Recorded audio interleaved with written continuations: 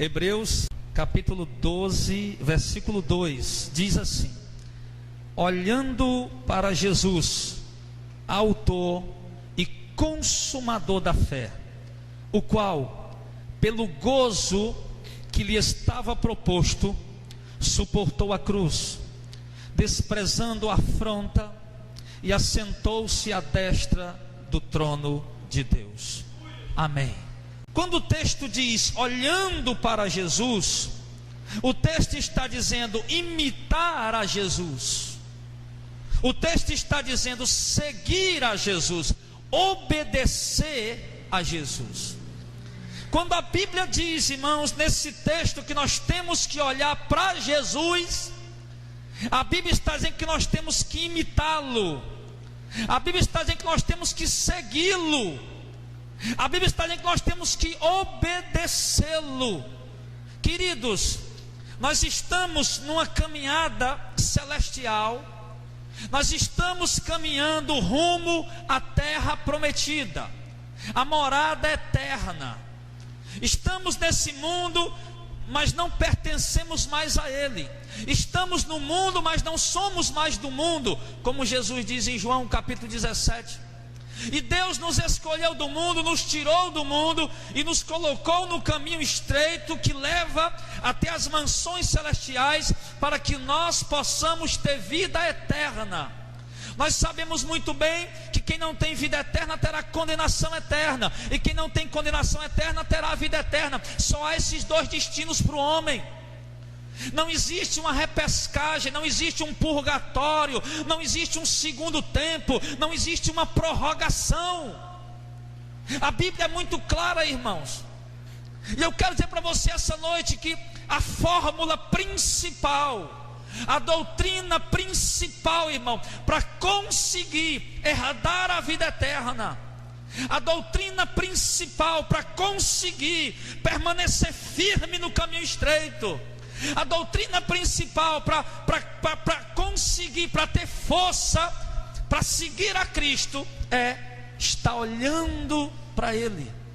Paulo disse aos Hebreus, olhando para Jesus. Irmãos, a caminhada é cheia de embaraços. A caminhada que nós estamos seguindo, cristã, é cheia de pecados e tentações que estão muito perto de nós, que Paulo diz no verso 1 que elas estão até nos rodeando. Mas ele diz que essas coisas, o pecado, a tentação, o embaraço, eles estão muito perto. Todos nós aqui fomos tentados hoje. Você, minha querida, você foi tentada hoje. Você, meu irmão, você foi tentado hoje. A sua esposa foi tentada hoje. O seu marido foi tentado hoje. Os seus filhos foram tentados hoje. Nós fomos tentados hoje. O pecado e a tentação estão nos rodeando bem de perto, irmão. Você percebeu, o pecado está perto. Mas ele diz que nós temos que ter cuidado, porque isso é embaraço na nossa caminhada. Isso é embaraço, irmão. O pecado, as tentações, os embaraços, e eles precisam ser deixados, eles precisam ser abandonados, eles precisam ser renunciados, para que você possa, irmão, ter uma caminhada firme nos pés do Senhor, para que você possa conseguir levar a sua esposa à salvação, meu irmão, para que você possa conseguir levar o seu marido à salvação, minha irmã, para que você possa conseguir levar os seus filhos à salvação. Você tem que deixar o pecado, você tem que se afastar dos ambientes onde estão mais fervorosamente os pecados, as tentações. A Bíblia está dizendo que nós temos que deixar, que abandonar, que renunciar o pecado e o embaraço. Se há alguma coisa que eu sei que é pecado, que é embaraço e que está me perturbando, eu preciso abandonar.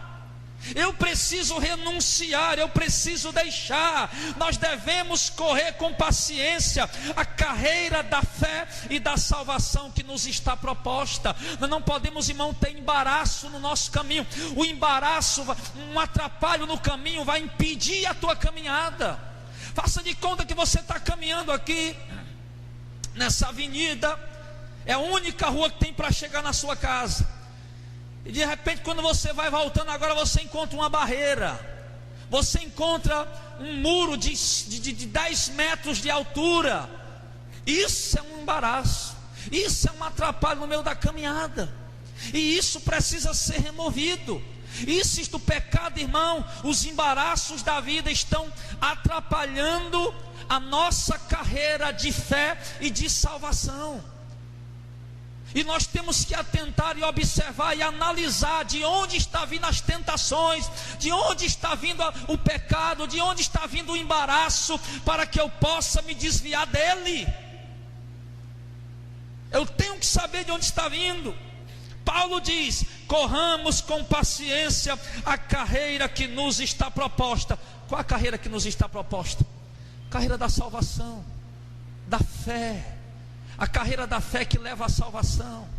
Essa carreira nos está proposta, e nós precisamos correr ela com paciência. Por quê, pastor? Paciência porque quando fala de paciência, eu me lembro logo de quê? De tribulações. Quando fala de paciência, eu me lembro logo de quê, irmãos? De adversidades. Quando fala de paciência, eu me lembro logo de quê? De problemas.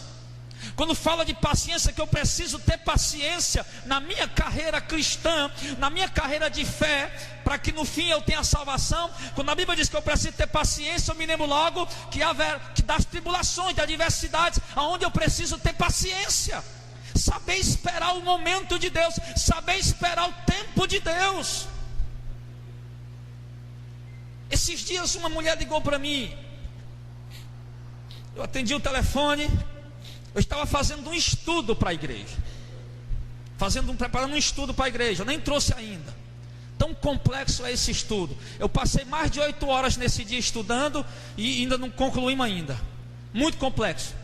E aí a mulher ligou para mim, desesperada. Eu nunca vi essa mulher, não sabia quem era, totalmente alterada no telefone. Pastor, pelo amor de Deus, o meu marido me traiu, pastor. O marido me trocou por outra, está me traindo com outra mulher. Ela ligava e dizia para mim, e me disseram, pastor, que eu tenho que esperar em Deus. Pastor, o que é esperar em Deus, pastor? Eu não aguento mais, pastor, a vergonha, a humilhação que está pesando em cima de mim. Eu disse: esperar em Deus, minha irmã, é você seguir aquilo que a palavra dele ensina. Esperar em Deus, minha irmã, é você seguir aquilo que a palavra dele manda. Esperar em Deus, minha irmã, é você ficar quieta, aguardando em Deus. Não, mas eu vou deixar ele. Não deixe o seu marido, não dê o seu marido de mão beijada para essa mulher. Lute pelo seu casamento, minha irmã. Pastor, mas já faz segunda vez. Não importa, minha irmã, lute. Não deixe o diabo destruir aquilo que Deus lhe deu.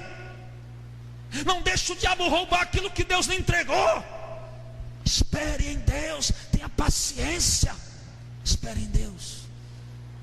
Então, irmãos, se nós não aprendermos isso, que há uma carreira proposta para nós, uma carreira de fé que leva à salvação, e no meio dessa carreira existem obstáculos, como na vida dessa irmã, um amante no marido dela, para o marido dela, um obstáculo terrível, para tentar tirar ela do caminho, para tentar impedir a carreira dela servindo a Cristo.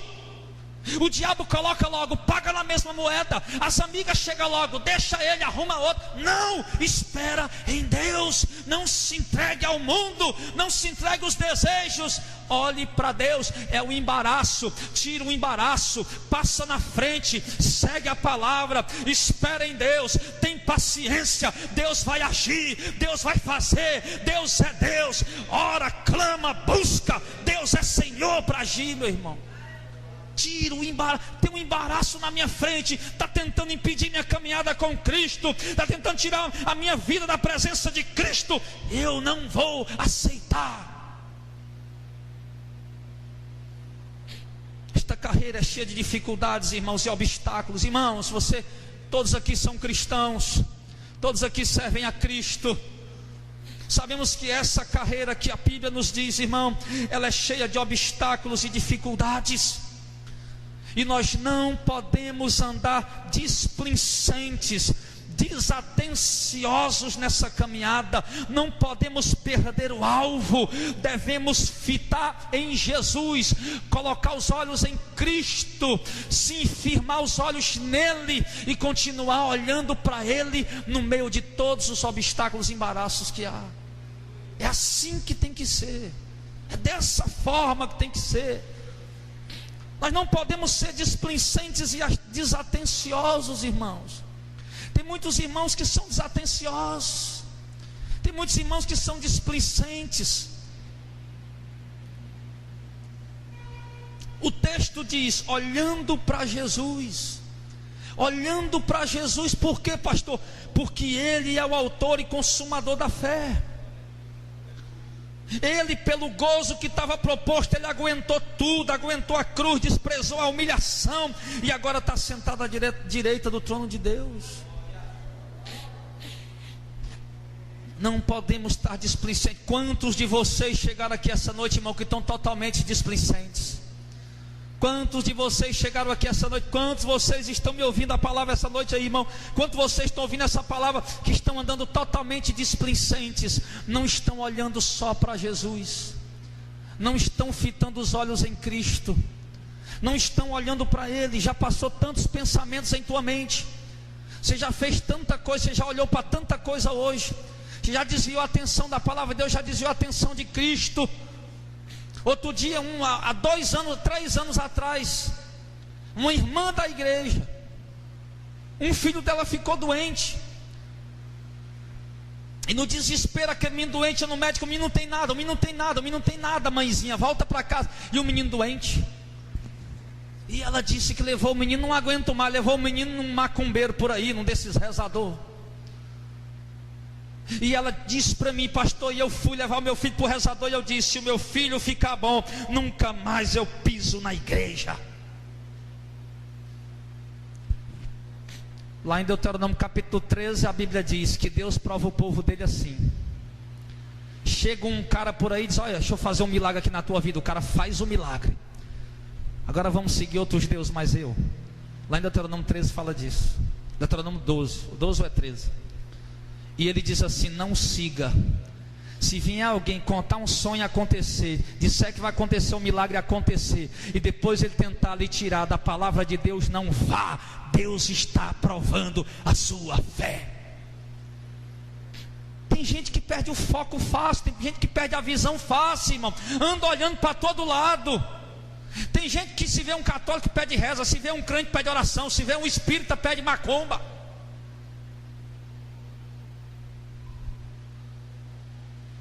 Fica olhando para todo lado. O texto diz: olhar para quem, igreja? Olhai para Jesus.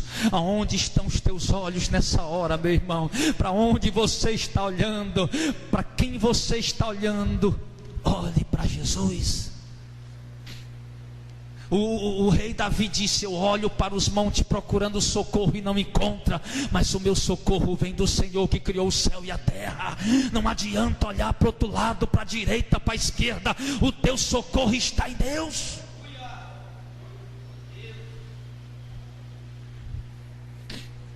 Olhar para Jesus, porque Ele é o nosso exemplo. Jesus é o nosso modelo a quem devemos imitar. Devemos olhar somente para Ele. Ele é o nosso exemplo, Ele é o nosso modelo a quem devemos imitar. Devemos olhar apenas para Ele. Eu quero que vocês saibam de uma coisa essa noite, irmãos: que o inimigo vai tentar fazer com que você deixe de olhar para Jesus de qualquer maneira.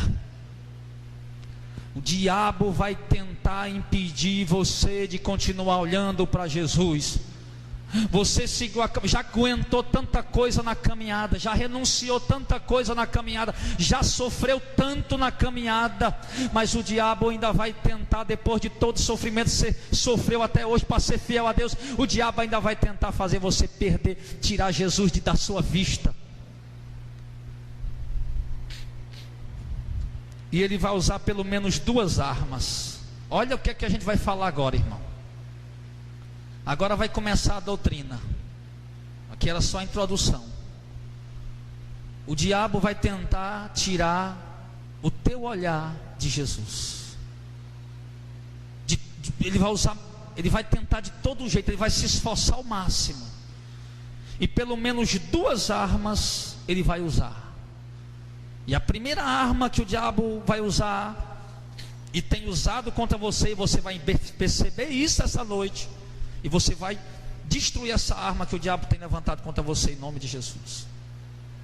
A primeira arma que o diabo usa para tentar tirar o nosso foco, o nosso olhar de Jesus, são as adversidades, as lutas, as tempestades da vida. Lá em Mateus 14, do 25 ao 31, não precisa você abrir não, é um texto que todo mundo conhece, até o Delzinho e o Ravik. Mateus 14, 25 ao 31. Os discípulos estavam no meio do mar. Jesus tinha ficado na praia. Por volta da segunda, terceira, 2, 3 horas da madrugada, Jesus aparece andando em cima das águas. Lá vem Jesus andando em cima das águas. E todos dizem, quando chega perto do barco, o discípulo olha para ele, é um fantasma, começa a gritar. E Jesus disse, não, sou eu. E Pedro disse, Senhor, pois se és tu, manda-me ter contigo andando em cima das águas. E Jesus disse, venha. E Pedro passou a primeira perna, passou a segunda perna, e saiu andando em cima das águas, como quem anda no chão desse aqui, e olhando para Jesus. Pedro desceu do barco, fitou os olhos em Jesus e começou a andar em cima das águas. Você viu a fé dele? Onde é que está a fé aí, pastor? Duas coisas. Pedro já tinha aprendido, irmã Cleomar, que quando Jesus fala uma coisa, está falado. Então Pedro aprendeu o seguinte: não, se ele mandar andar em cima das águas, então eu sei que eu posso. Então Pedro disse, Senhor, manda eu andar, se o Senhor mandar, eu sei que eu posso. Já disse, pois vá. E ele andou. Isso é o que, irmão? Confiança na palavra. Desceu confiando na palavra de Cristo e fitou os olhos em Cristo, olhando para Jesus. E caminhando, era de noite, o vento estava forte, as ondas estavam altas, grandes, violentas. E Pedro estava lá andando em cima das águas, olhando para Jesus, fitando os olhos em Cristo, olhando para Jesus, ia tudo bem. Enquanto Pedro estava olhando para Jesus, ele estava conseguindo andar em cima das águas. Enquanto Pedro estava olhando para Jesus, ele estava conseguindo vencer as lutas, ele estava conseguindo vencer as adversidades das ondas. Enquanto Pedro olhava para Jesus, ele não se importava com o vento, ele não se importava com ondas. Enquanto Pedro estava olhando para Jesus, ele não se importava com o barulho do mar, porque os olhos dele estavam em Jesus. E assim que tem que ser, irmão, a nossa caminhada, Tiago. O vento sopra, não estou nem aí. As ondas estão batendo lá, não estou nem aí. Sim, está de noite escuro, não estou nem aí. Estou confiando na palavra de Jesus e estou olhando para Ele. Não tem perigo de eu afundar. Quando estiver olhando para Jesus, você está vencendo os obstáculos que impedem a tua caminhada na fé. E agora eu me lembrei da mensagem que o irmão Jardel trouxe quarta-feira. Eu estava preparando essa mensagem, estava me lembrando da mensagem que ele trouxe aqui. E eu digo, essa mensagem vai corroborar com a pregação do Jardel quarta-feira.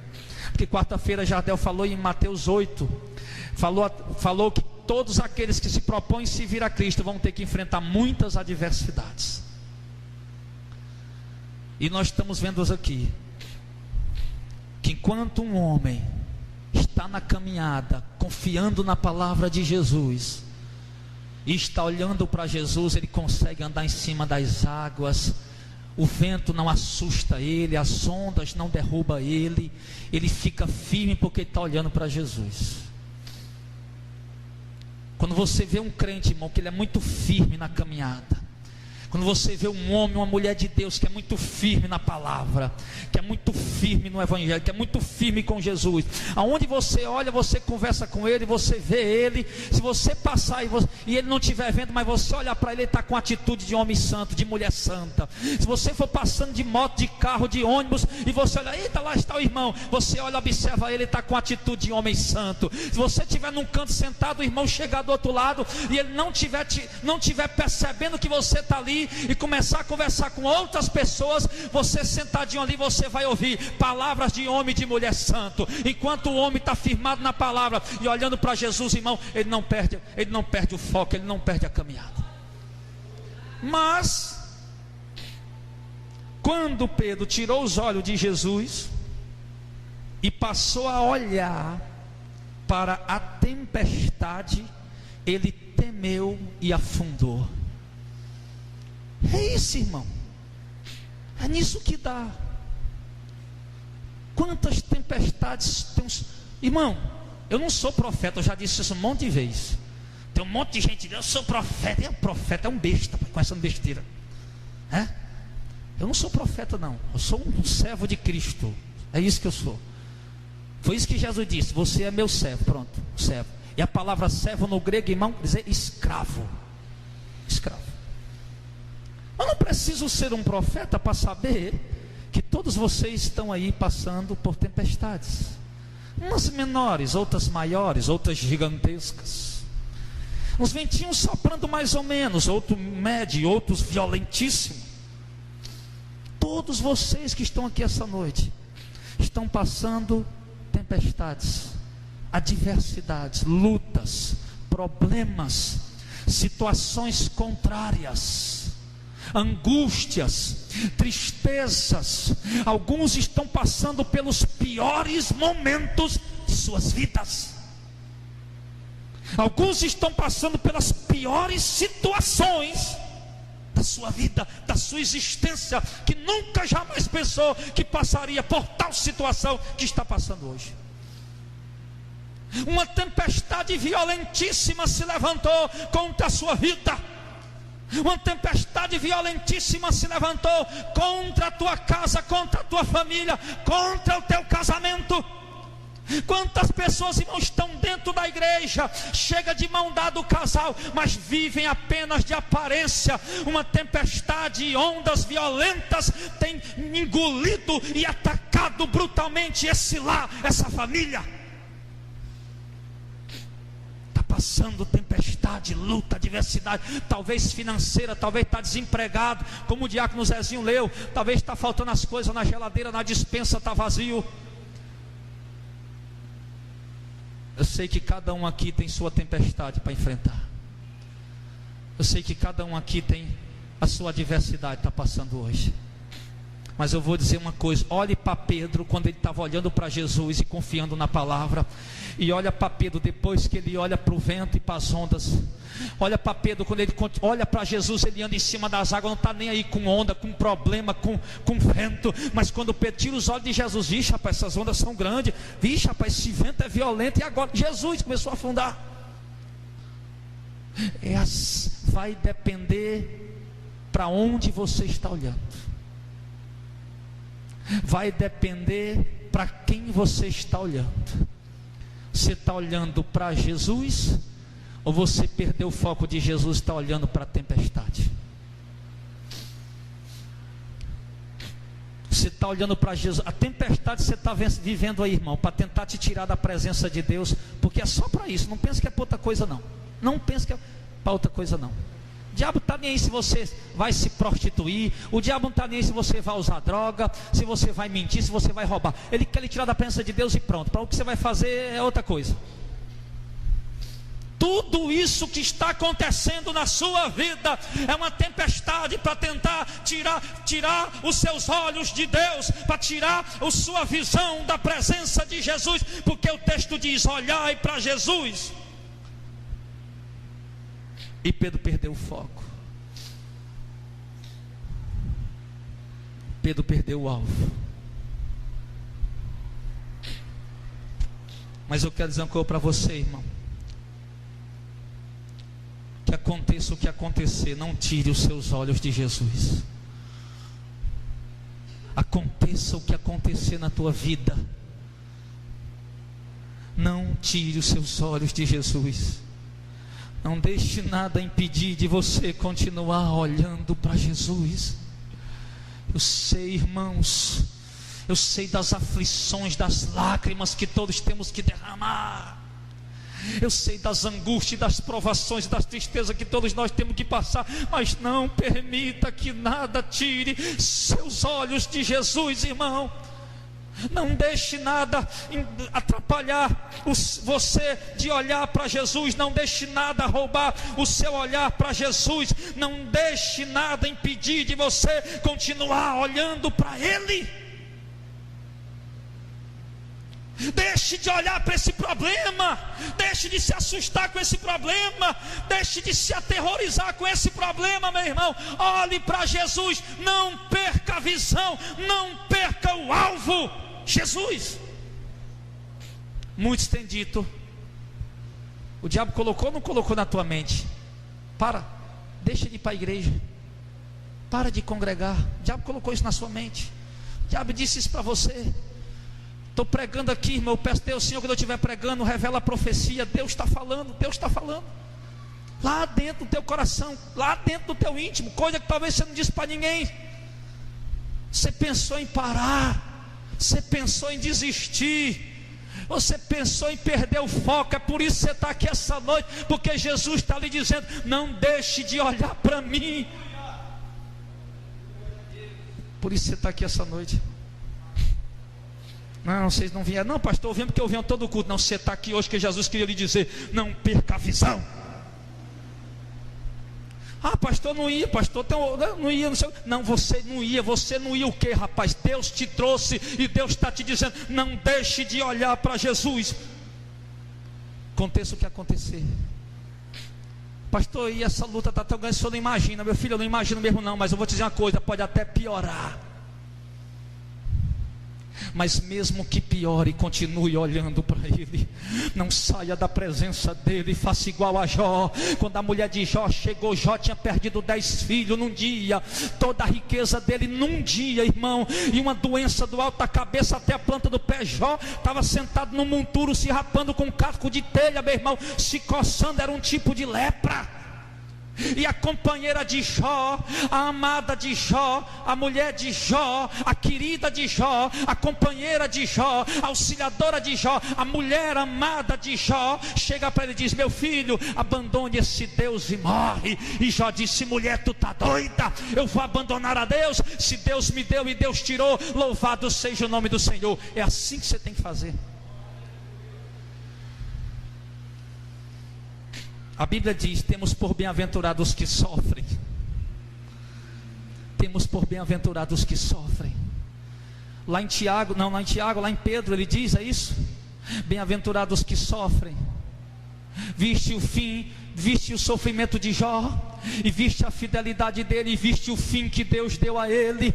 Assim Deus também sabe abençoar e se compadecer daqueles que são fiéis quando as tempestades se levantam, daqueles que não deixam de olhar para Ele. Você vai sair daqui do culto essa noite, mas com o propósito no seu coração: Satanás, você tentou puxar meu tapete, você quase ia me derrubando, eu quase ia desistindo, mas eu vou continuar esperando em Jesus e não vou sair da presença dele.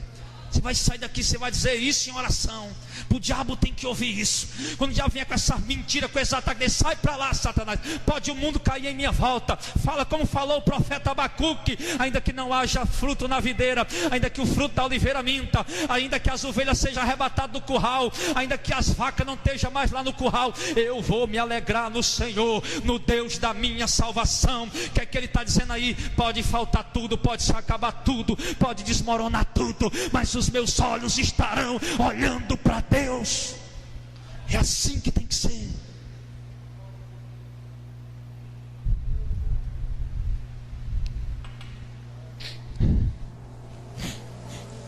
Dessa maneira. Não tenha medo, irmão. Não tenha medo do que está em sua volta. Apenas olhe para Jesus. Pedro, apóstolo Pedro, não tenha medo das ondas, apenas olha para Cristo. Porque eu vou dizer para você que uma coisa, irmão, e é verdade, eu sou um pastor e não tenho vergonha de dizer isso. Há momentos realmente, irmão, que a gente pensa que vai afundar. Há momentos realmente, irmão, que a tribulação é tão grande que a gente pensa que vai sucumbir. E nessas horas a gente faz como Pedro: Jesus, me socorre. Eu quero dizer, mesmo que você esteja afundando, clame pelo socorro dele essa noite, que ele vai chegar e fazer como Pedro, estender a mão para lhe levantar, e não vai deixar você afundar. Jesus ficou triste quando Pedro afundou? Ficou. Jesus ficou decepcionado porque Pedro afundou? Ficou. Jesus queria que Pedro tivesse fé? Queria. Mas quando Pedro afundou, ainda assim ele clamou por Jesus, e Jesus foi ao socorro dele. Você perdeu o foco de Jesus, você deixou de olhar para Jesus, e de repente começou a olhar para as tempestades em sua volta, e chegou aqui, está aí afundando na fé. Clame por ele essa noite, que ele vai te levantar e você vai voltar a olhar para ele. Eu sei que o barulho da tempestade é assustador, mas olhe para Jesus, porque ele é maior. Quando ele entrou no barco, irmão, os discípulos estavam todos apavorados. Quando Jesus entrou no barco, ele disse assim: vento, se aquete, mar, se acalme. O vento se aquietou, o mar se acalmou, e veio bonança. Ele é maior do que a tempestade, ele tem poder sobre a tempestade, ele domina a tempestade. Com uma palavra ele faz cessar a tempestade, ele é maior do que ela. O barulho é gigantesco, é assustador. Meu Deus, eu não aguento mais, Senhor, quanta angústia, quanta dor, e você não consegue mais nem orar, não tem mais força para orar. Você dobra o joelho, não tem mais palavra para dizer, nem lágrimas consegue derramar mais. Aquele vazio dentro de você, aquela sequidão dentro de você, e você só sabe dizer: socorro, Jesus. É a única coisa que você precisa dizer nessa hora, para ele vir ao teu socorro, porque Jesus não vai deixar você se perder. Muitos, infelizmente, têm afundado, irmãos. Muitos. Jardel disse quarta-feira, já era só nesse ministério que era para ter tanta gente aqui dentro, irmão. Tanta gente que era para ter gente lá no meio da rua. Era para você estar dizendo: pastor, pelo amor de Deus, vamos arrumar um canto maior aí, porque não cabe mais o povo não. Mas muitos têm afundado. Alguns conseguem passar um culto, conseguem um culto ainda. Alguns conseguem uma semana. Alguns chegam até a dar a grande dádiva de conseguir um mês. Alguns chegam a conseguir um ano até, e depois perde a visão, deixa de olhar para Jesus, afunda. Eu olho para relatos tristes de hoje, e eu vejo pastores afundando, deixando de olhar para Jesus e abandonando a fé. Eu olho para homens que outrora eram homens de oração, mulheres de oração, homens e mulheres fiéis que amavam a Deus, que não perdiam culto, que trabalhavam em casa lavando louça, varrendo casa, batendo roupa, dirigindo o caminhão, o carro, a moto, era cantando louvores, era orando a Deus, tinha sede de Deus, tinha sede da palavra, que afundaram, porque deixaram de olhar para Jesus.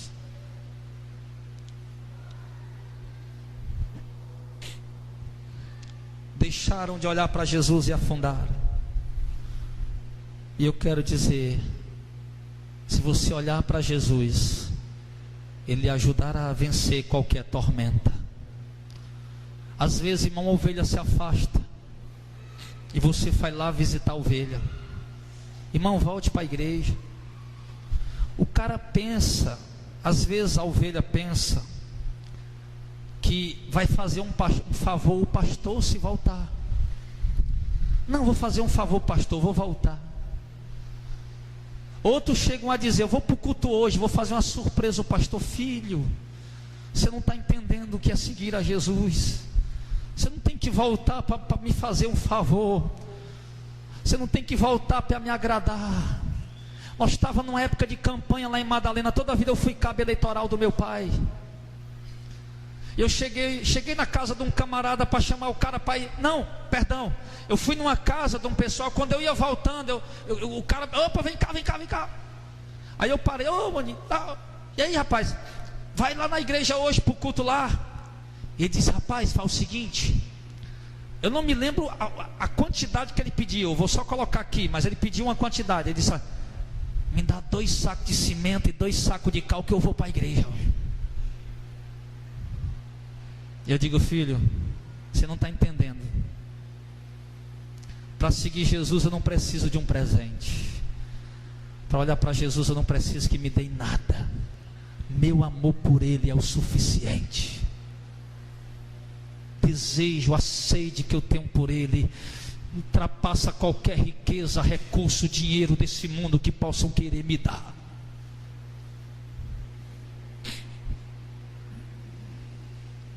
Então, muitas pessoas têm afundado porque têm deixado de olhar para Jesus. E você pode ser o próximo, irmão. Você pode entrar nessa estatística do próximo que a gente vai procurar no meio da igreja e não vai encontrar. Porque houveram irmãos aqui conosco que eu pensei que jamais ia se afastar. Se afastaram. Perderam o prazer da caminhada. Tem gente vindo para a igreja, irmão, tem crente que se acostumou a vir para a igreja semanalmente. Tem outros que têm se acostumado a vir quinzenalmente. E outros têm se acostumado a vir mensalmente. E talvez tenha alguns por aí que é anualmente. Isso aí não está mais olhando para Jesus. Está vivendo apenas uma vida religiosa. Ele já perdeu a visão de Jesus. Ele já afundou. Eu não quero que isso aconteça com você. Quero que você seja firme até o fim. Quero que você esteja firme na pedra, na rocha, olhando para Jesus até o fim, irmão. Mas tenha cuidado com as tempestades, irmão. Porque existem 2 tipos de crentes. Tem uns que na tempestade busca mais a Deus e é mais crente. Tem outros que na tempestade se desvia logo. E eu não sei que tipo você é. Mas uma coisa eu digo, tenha cuidado com as tempestades, porque elas vêm, elas assustam, elas trazem angústia, tristezas, trazem sofrimento, aflições, humilhação às vezes, dependendo dela, que seja vergonha às vezes dos familiares, vergonha às vezes dos vizinhos, vergonha às vezes da rua onde se mora, vergonha às vezes de chegar e de sair, de entrar do trabalho, vergonha. Tem tempestade, irmão, que traz muitas coisas terríveis. Então você precisa ter cuidado com elas, para que você possa continuar olhando para Jesus, independente da situação, da tempestade, do levante que está contra a sua vida. Amém? E a segunda coisa, a segunda arma que o inimigo vai usar para tentar fazer com que você deixe de olhar para Jesus é a conduta ou o comportamento de outras pessoas. Agora preste atenção nisso aqui, irmão. Isso aqui é muito forte. A primeira arma, lutas, tempestades, adversidades, provações, enfim. A segunda arma que o diabo vai usar para tentar fazer você perder os olhos de Jesus, está olhando para Jesus direitinho. Você está com uma fé linda, Jesus está amando você, está maravilhado com a tua fé, com o teu comportamento.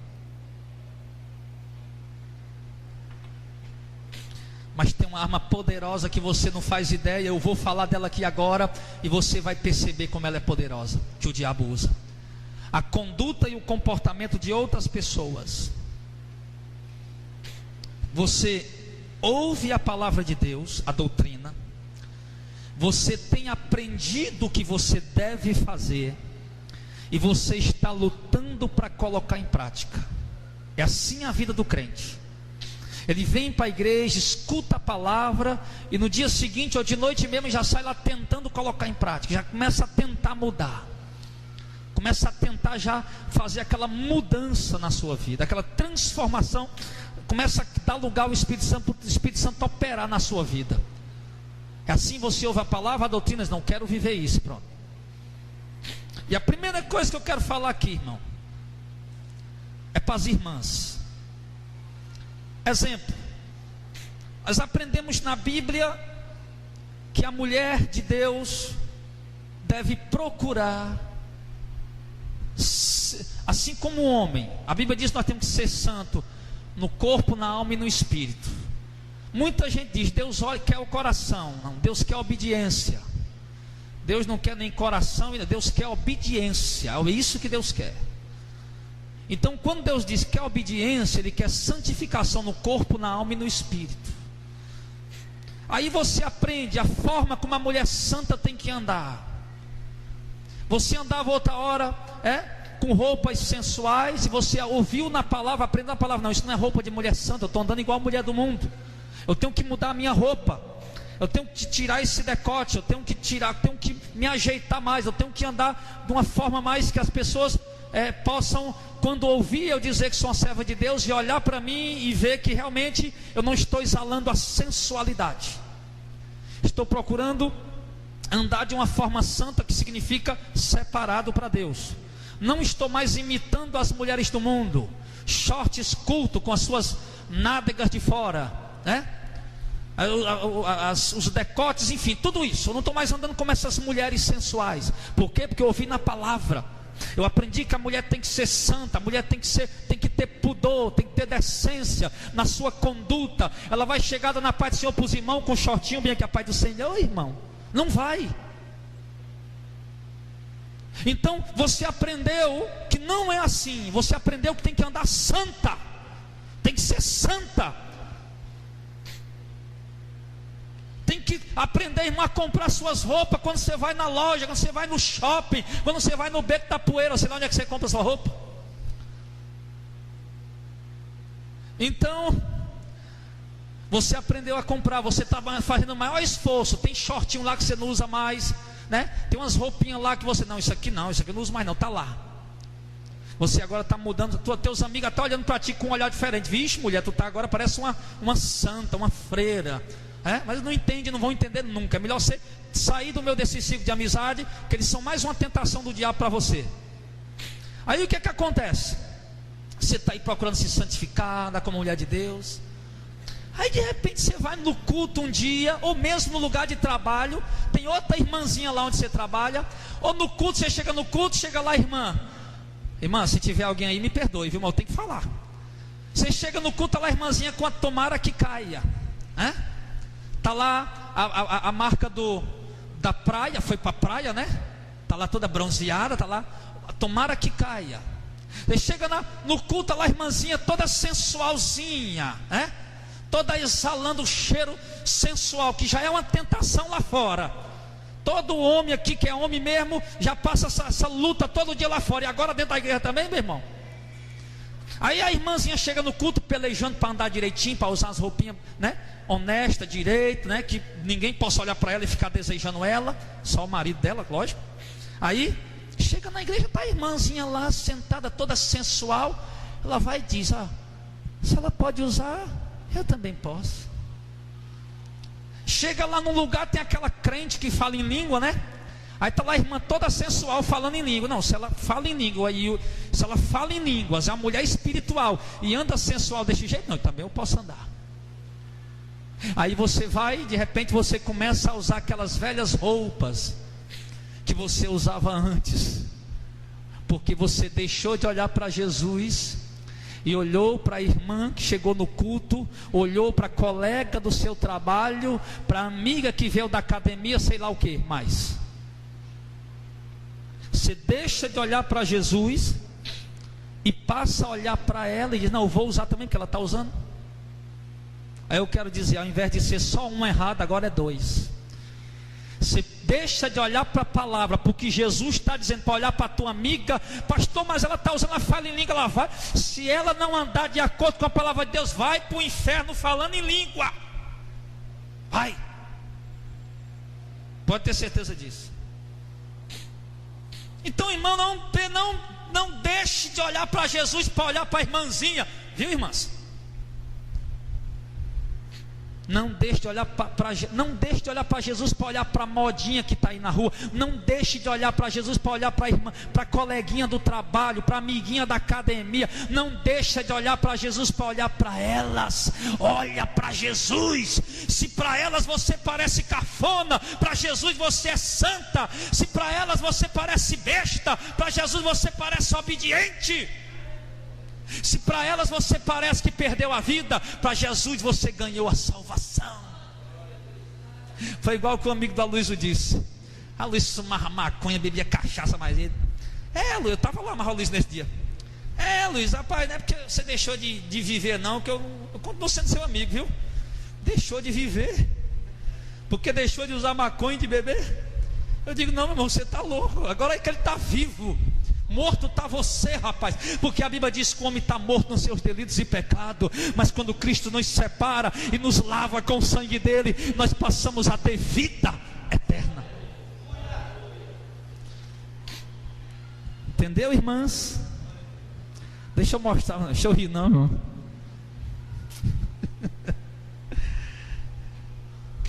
Segunda coisa, ou melhor, o segundo ponto da segunda arma: os vícios, né? Você abandonou o álcool, o fumo, e tem gente que pensa que vício é só isso, né? Álcool e fumo. Entretenimento também, irmão, é uma forma de vício. Tem gente viciada em entretenimento muito mais do que no álcool e no fumo. Por exemplo, tem gente que não perde um capítulo da novela, perde um culto, mas não perde um capítulo da novela. Isso é vício. Tem gente que fica se tremendo todo dia. O Facebook. Navega no Facebook, prega o evangelho lá para aquele pessoal, mas não fica viciado não. Tem gente viciada, irmão, em pornografia. Tem gente viciada, irmão, em televisão. Tem gente viciada em muita coisa. Sim. Aí você ouviu a pregação do evangelho, Deus te deu força, Deus te libertou, Deus te resgatou dos vícios, pronto, você está aí. Tem mais vício de nada. Futebol também é outro vício, viu? Uma coisa é assistir um jogo, uma coisa é você assistir um jogo. Você assistir esse jogo hoje? Deixa eu ver esse jogo aí, quem é? O Ceará ou Fortaleza? Outra coisa, você está viciado. Eu tenho que ir. Não, vai. Eu tenho que ir. E o jogo está jogando, você está morrendo do coração, meu Deus. Isso é vício. Então você ouviu a palavra e aprendeu que tem que abandonar isso, e você deixou os vícios. Então, irmão, se olhar para o outro, irmão, se você olhar para o que o irmão está fazendo, você tira os olhos de Jesus. Entende isso? Você olhar para o que o irmão está praticando, você vai perder a visão de Jesus. Tem gente que vai imitar o que o irmão está fazendo de errado só porque tem vontade de fazer, mas você não está aprendendo na palavra de Deus que é para fazer o contrário. Gracejos imorais. Você era um contador de piada imoral, esculhambada, de gracejos, né? Aí você parou, agora é uma pessoa mais séria. E de repente você chega num canto, está os irmãos lá sentados, uma roda santa, né? Não é a roda dos carnecedores, na roda dos crentes. Aí é piada imoral para todo lado, é gracejo imoral para todo lado. O irmão chega lá, eu também posso. Se desvia do mesmo e passa a imitar aquilo. Mentira. A mentira é outra coisa. Você vem para a igreja, aprendeu que não deve mentir, que a palavra de Deus diz que o homem não pode mentir, porque o diabo é o pai da mentira e os mentirosos vão para o inferno. Está lá em Apocalipse. Aí você vê o irmão fazendo uma mentirinha aqui, uma mentirinha ali, para poder resolver um problema aqui, outro problema ali. Como um irmão ligou para mim outro dia: pastor, estou tão frio que até mentindo eu estou no meu negócio para poder vender. E eu digo: irmão, misericórdia. Pois é, pastor, eu digo: é.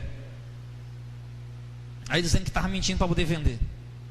Aí você vai, e você, irmão, está procurando se santificar, abandonando a mentira, vai, escuta o irmão mentindo, aí diz: não, se ele possa, eu posso também. Passa a imitar. A desonestidade, ganhar um dinheirinho fácil, ganhar um dinheirinho assim, né? Estou precisando, estou necessitando, surge uma oportunidadezinha ali, só uma vezinha, vou pegar. Você era assim, você parou de fazer isso, e agora você não faz mais.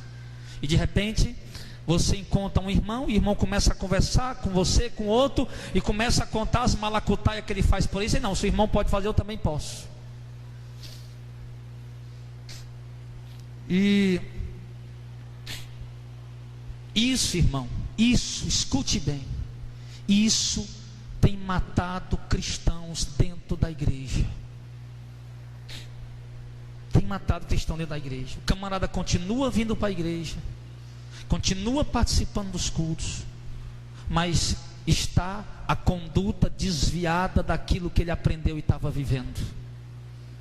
Por quê? Porque viu o irmãozinho do lado fazer, a irmãzinha do lado fazer, o irmãozinho do lado usar, fazer, beber, sei lá o que mais, e está fazendo do mesmo jeito, e acha que está certo, e acha que que não tem problema, porque eu vi o irmão outro fazer. É como aquele negócio, o caminhão, pronto, passou na televisão um dia desse, no jornal. Esse negócio desses protestos que houve aí outro dia, antes da Copa, o pessoal andaram quebrando aí umas lojas, entrando, pegando televisão, essas coisas. E teve um cara lá, ou foi uma mulher, eu não me lembro, eu vi na televisão isso, esse foi um homem. Esse cara nunca tinha roubado, irmão. Era um cara honesto. Ele disse que quando viu o povo entrando e pegando, ele entrou e pegou a televisão. Pegou e levou para casa. Aí quando estava em casa que ele viu, sabe o que eu fiz? Foi o que eu fiz. Aí eu sei que ele ligou para a reportagem, a reportagem foi lá. E ele contou que não tinha aquele tipo de comportamento, aquele tipo de conduta. Mas quando viu as outras pessoas fazerem, ele entrou e fez também para se dar bem. Estava todo mundo se dando bem, eu vou me dar bem também. E não é assim. Nós não podemos ser dessa maneira. Amém, pessoal? A minha visão deve estar voltada única e exclusivamente para quem? Para Jesus. Se você olhar para o homem, para o irmão, pode ser o irmão mais espiritual que você conhece, ele pode ser profeta, pode falar língua, pode orar e Deus curar, mas se ele está andando errado, não imite o que ele está fazendo, porque você vai perder a visão em Jesus, você vai se desviar de Jesus, irmão. Você vai perder o foco, você vai deixar de olhar para Jesus, para olhar o que o irmão está fazendo. Não coloque homem nenhum acima de Cristo. Cristo está acima de qualquer um, e Ele deve ser o primeiro na sua vida. Ele deve ser o seu herói, o seu modelo, o seu exemplo, a conduta a qual você deve imitar. Cristo, a palavra, os ensinamentos dele. Não é o irmão que senta do seu lado direito, da direita, esquerda, nem atrás, nem na frente. Não é ninguém que está no meio da rua, ou noutra igreja, alguém. É Jesus Cristo. O texto diz: olhai para Jesus, olhando para Jesus.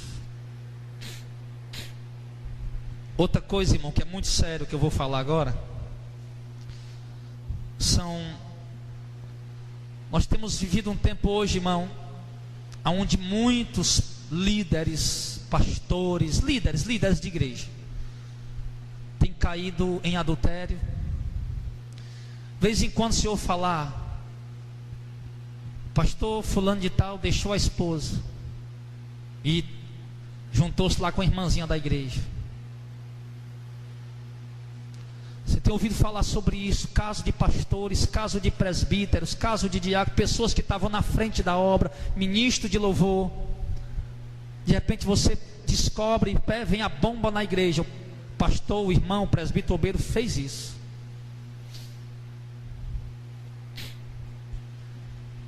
Corrupção, irmão, de pastores que têm roubado, sido desonestos, desviado verbas da igreja, pastores lavando o dinheiro dentro da igreja, corruptos, ladrões, perderam a visão de Cristo, estão desviados em cima do altar, roubando a igreja, e de repente a bomba, como se descobre por aí todo dia, pastor estava roubando a igreja, pastor estava roubando a igreja. Eu já ouvi falar muito disso.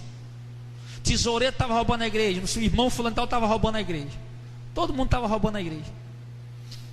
Aí descobre isso. A queda de homens de Deus, o desvio de homens de Deus, perdendo o foco, irmão. Homens que outra hora você olhava para ele e era uma pessoa digna de ser imitada, porque imitava a Cristo. Era uma pessoa digna de você ouvir a mensagem dele, porque pregava a verdade. E agora você descobriu, ele adulterou, ele caiu em adultério. Ele está dentro da igreja, mas está com um amante dentro da igreja. Ele está fazendo coisas desonestas, erradas, e a igreja descobriu. E o que é que acontece? Você vê o que aconteceu. Aí você tem duas decisões a tomar. Ou o crente se sente impulsionado a imitar e fazer o que o pastor fez. Não, porque o pastor adulterou, não, também posso dar uma adulteradazinha. Faz tanto tempo que eu estou só com a mesma mulher, deixa eu dar uma puladinha na cerca. De repente ninguém conhece, não vem nem a bomba explode. Você vê, descobre isso. Aí uma das primeiras coisas que vem na mente dos cristãos: eu vou fazer isso. Não, o pastor fez, eu vou fazer também. Isso influencia, irmão, pela mal conduta de um líder que conduz o rebanho sem olhar para Cristo. Isso influencia. Sabe o que eu disse para os obreiros numa reunião aqui outro dia? Eu disse: obreiros, a responsabilidade de vocês, nossa, é maior do que das ovelhas. Porque tem gente fazendo parte desse ministério, porque não acredita em nenhum mais um ministério, e chegou aqui porque acredita nesse ministério, porque vê que prega a verdade, e eles nos têm como exemplo, eles nos têm como modelo. Se um de vocês cair em pecados, você vai matar uma dessas ovelhas, e você vai dar conta tanto pela tua vida como pela vida dele. Falei isso outro dia na reunião de obreiro aqui.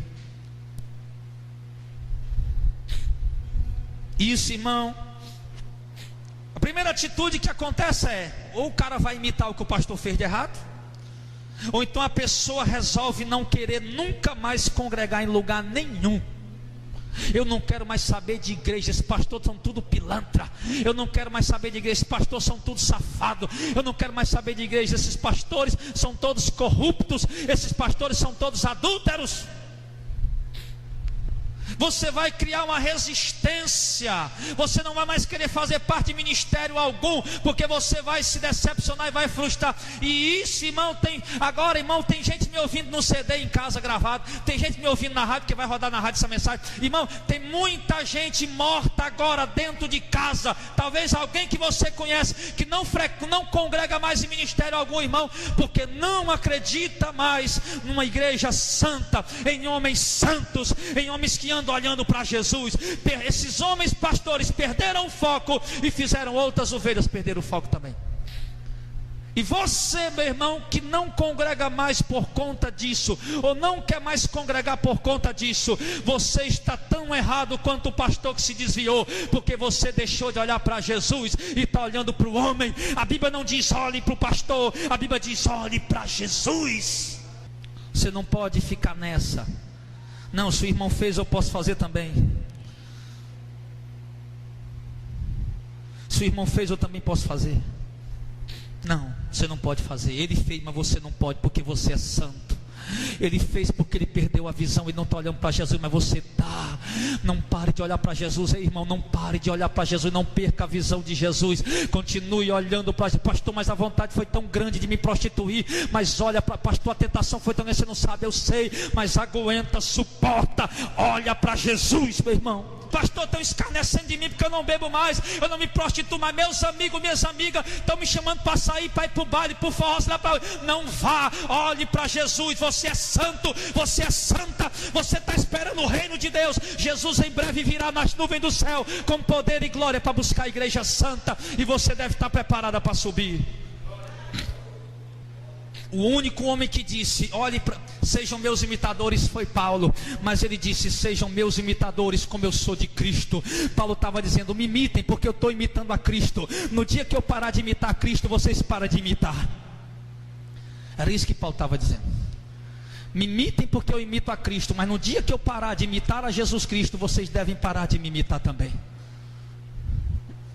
No verso 2 diz que Jesus suportou a cruz e desprezou a afronta pelo gozo que estava proposto.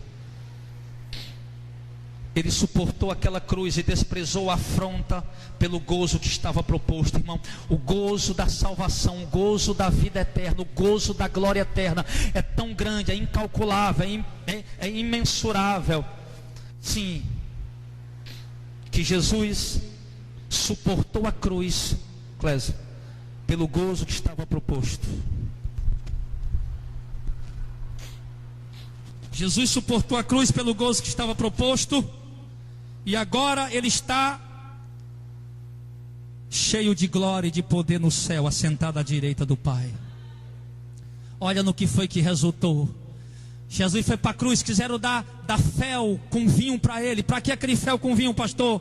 Porque aquele fel com vinho, ele ia fazer com que Jesus adormecesse um pouco para não sentir muitas dores. Mas Jesus disse: eu não quero esse véu com vinho, eu vou sentir todas as dores, porque eu vou fazer isso para servir o meu Pai. Jesus suportou a cruz, irmão. Jesus desprezou a afronta, a humilhação. Ele não se importou com nada. Ele sabia da glória que ele ia receber do Pai.